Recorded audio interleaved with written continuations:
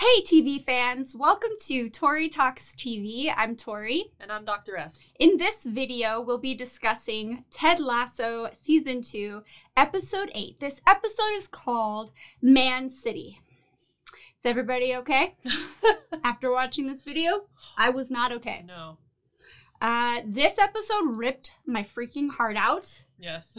And I'm still recovering from it.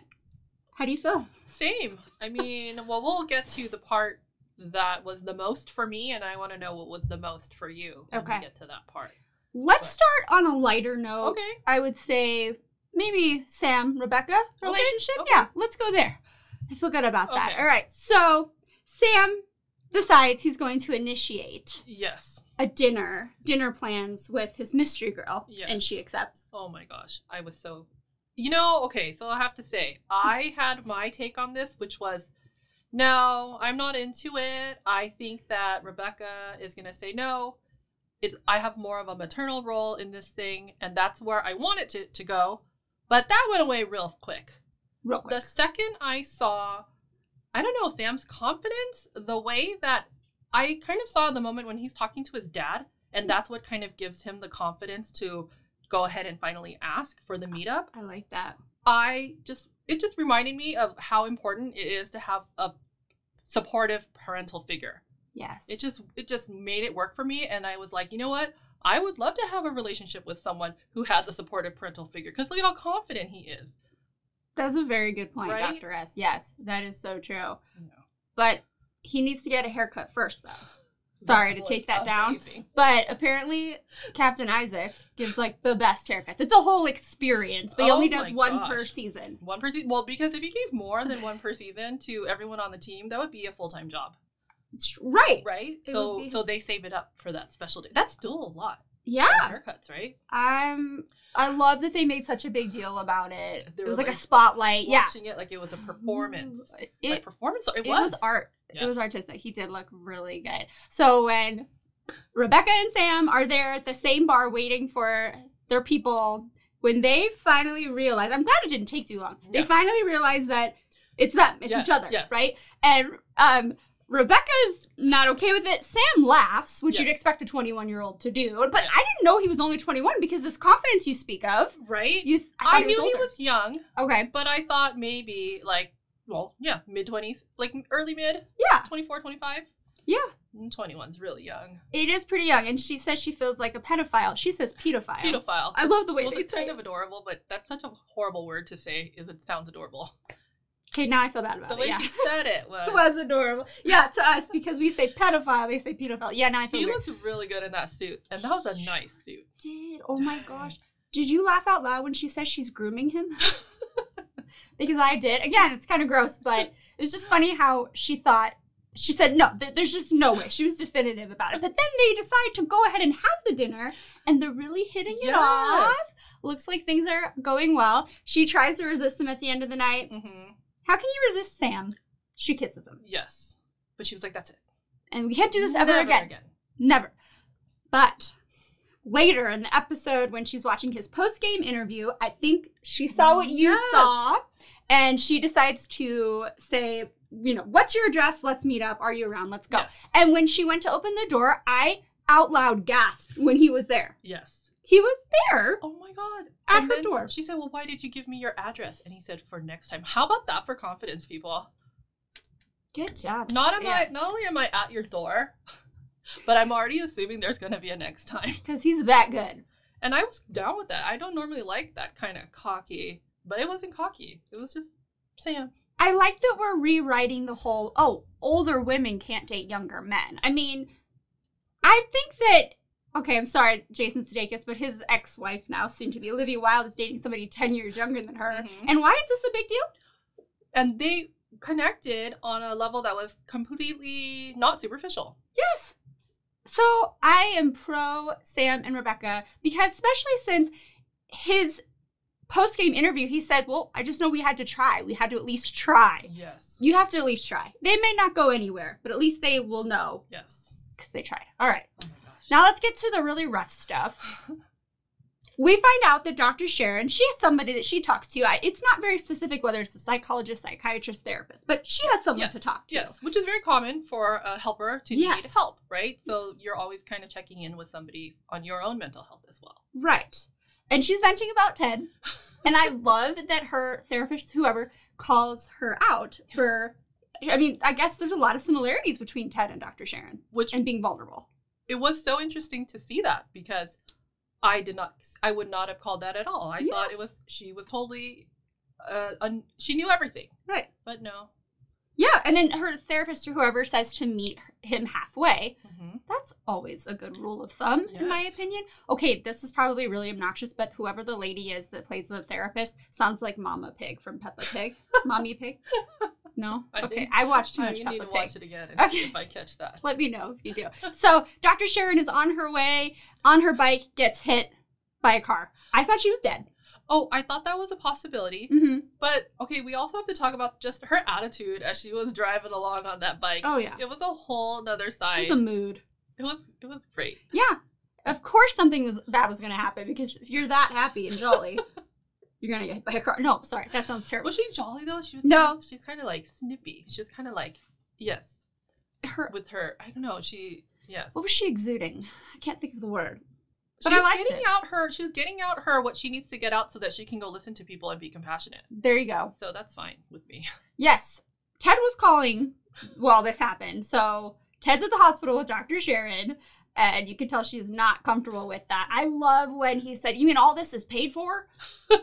That was so funny. Because, we don't know about that here in America. So he has to walk her home because she had a concussion. Yeah. After a head injury, you have to. You can't be alone. You shouldn't be alone. Oh, my gosh. When they show her empty bottles of alcohol. Oh, wow. She's trying to hide it. Oh, yeah. And he definitely sees it. She offers him tea. He says, hell no. I say the same thing when someone offers me tea. I also hate tea. I'm so sorry. This is true. She does. I don't just dislike it. I hate it. So I feel you, Ted. All right, Ted decides to call Dr. Sharon throughout the day to make sure she's okay, and he's going to use different voices, she laughs. She laughed. And then we realized I didn't know she could do that. Right. I did not know she was capable. She is human. She actually is human. She also confesses to him that she was really scared today. Mm-hmm. And when he tries to compare her situation to underwear, she says, no, Ted, I don't need that. I just needed to tell you how I was feeling. And that is so poignant. Yes. We were just talking about this. Sometimes you don't have to offer solutions or suggestions. Sometimes people just need you to listen. Yeah. That was so good. Sometimes people just need to say something out loud. Yes. Just get it out. Been inside. Because saying it out loud, it becomes something different. Right. The energy. Something starts to happen. Move that energy out. Yes. Okay, let's bring it back to light. Let's talk about Roy and Phoebe. He has to go to the school because Phoebe's mom, she's busy with work. But Phoebe, can you believe it? She's been swearing. Where would she get that from? How did that happen? Someone she look up to, maybe? Yes. Well, I don't know if we knew this already, but Phoebe's father is not really involved. That's why Roy's kind of become the father figure for her. We never really, I don't think it was directly stated, but I guess we kind of assume because we never see any father. Don't you just love them together? Every scene, that little girl is so captivating. Yes. I don't know. But yes, that was really hilarious. But she has a terrible father. Speaking of terrible fathers, we're going to talk about Jaime. Okay. Everybody hold on. Okay. So, Jaime's dad wants tickets to Wembley to watch this big game. It's a big deal. Jaime has to go to Higgins, who's in a closet. This was hilarious. His temporary closet or so office. Small. Yes. And Higgins with the truth bombs. He says he loves his dad for who he is and he forgives him for who he isn't. That was so good. Yeah. Every time there's a little Higgins nugget and it spoke volumes. Okay, so now we're at the game. Yes. We're getting ready. The crowd is singing Blue Moon. I had to research this because I get called out all the time for not knowing anything about, oh my gosh, I almost said soccer, football. They've been singing Blue Moon for over 30 years. Oh. From Man City, Manchester City. Okay. And the origin is because they would only win away once in a blue moon. Anybody, if you want to correct me, that's totally fine. Okay. That's it. Okay. That's it. I don't know. I love the song Blue Moon. Yes. That's why I took an interest in it. So before the game, Ted is practicing some breathing exercises that Dr. Sharon taught him. Mm-hmm. Very healthy. Yes. We do it. Breathing is good. It's always good to breathe. I love when Ted decides to get the coaches and Higgins together and say that he wasn't having tummy troubles that last game. He was having a panic attack. Yes. He got it out. Yes. They're all aware, right? Yep. And then they decide to confess some things which are hilarious. My favorite being Coach Beard, who accidentally was on shrooms during one of the games. It was an accident. That was great. And I love how they are just the non-judgmental circle of coaches. Diamond Dogs. Be curious, not judgmental. Yes. Oh, nice. I love Ted. So they lost bad. They lost really bad to Man City. Yes. I didn't think that was going to happen. I didn't think it was going to be a slaughter. Although, I also have to say, regarding Jaime's dad, though, he's cheering for Man City. He's wearing Jaime's jersey from when he was at Man City. That made me so mad. I'm having trouble talking about it because his dad, after the game, was so painfully obnoxious. It was actually agony to watch him. And the actor, is it Phil who plays Jaime, was so good. Mm-hmm. But when he punched his dad, I was cheering like it was a game. Yeah. I was like, you go, Jaime. And then, but why does his dad have so much power over him? And why is he so afraid or hesitant with his dad? I think it's because that's how he has been his whole life, right? Like the same voice that you've heard your whole life can be supportive, like Sam's, mm-hmm. and build you up over the course of your lifetime. Or if you've been hearing this negativity and kind of your value is nothing besides, tickets to the show or the game. And that scene is the one that got me. That whole scene, hearing his dad say those things to him and then watching his face as it's like he feels that way because that's what he's always felt. I lost it during that scene, especially though when Roy came and gave him the hug. Yes. And I just Beard ejects him, takes him out. Cry. Roy stares at him and just goes over there and bear hugs him, and Jaime accepts the hug and yes. cries in his arms. Yes. You guys, I'm not much of a crier, and I almost lost it. Yeah. And I should have lost it because it's okay to cry. But I was a mess at that moment. And then Ted, it's too much for him to bear, to watch. He has to leave. And then he goes and calls Dr. Sharon, and he finally confesses that his dad killed himself when Ted was 16 years old. There were little hints earlier on when he was playing the dart game. He had told Rebecca that he had played darts with his dad every week until he was 16. Uh-huh. And it also makes sense because he said that his dad was harder on himself than anybody else. Yeah. So that was really sad. So this hits home for me personally. You obviously already know. My father died several years ago, and just last year I started having panic attacks. So wow, for this to come into my life.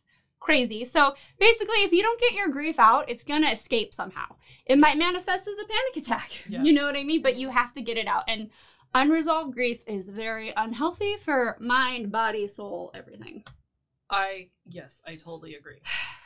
Jason Sudeikis, the actor who plays Ted Lasso, does suffer from panic attacks. So he knows how to portray them. Yes. It's serious business. It is. Imagine feeling like you're dying. So much so that you call the ambulance on yourself. Happened to me. It's pretty bad. So anyway. Yes. He is outside and Beard walks by and Beard's like, I gotta walk this loss off. Why am I worried about Beard? I feel like Coach Beard. I feel like his mindset, maybe he's just, having trouble processing the loss, but he's off by himself and it scares me. I am not sure. I think he has a lot going on with his whole relationship situation with Jane. Yeah. I don't know. I feel like he's on the verge of maybe having some type of, viewing his own value as more, because he deserves better than Jane. That's what they keep trying to tell him. So I don't know. I would love to see a little bit more Coach Beard in the future. Maybe we could get to the deeper layers of Coach Beard. Deeper layer, yeah. Did you not love the Coach Beard and Roy stare off? They are kind of similar. Beard versus Beard. I like that. I like that Keely needed a spokesperson for something and they were both not into it, but then Nate happily accepted it. Nate was not so scary this episode. No. Thank goodness. No. Ooh. I think it's coming back though. This There's is all going to come back. Yeah, I know. It's all going to come back. I just can't believe how deep this show can be, though, and then also be so dang hilarious. And sweet. And sweet. Mm-hmm.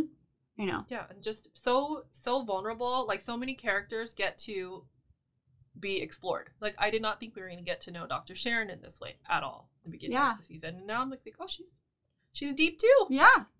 No, you're right. It can be dark. It can be sweet. It can be funny. Just like life, you know? Yes. It's never all positive, Ted Lasso. Yes, so this was obviously a very deep, heavy episode, but I loved it. And I love that it's shining light on a lot of things that people probably never knew about. I think it was one of my favorite, maybe ever. I love that it deals with, I mean, the whole parent issue, that's super near and dear to my heart. Yes. So just the fact that that is such an important part in this whole series, and it really came out in this episode, I think it's really good.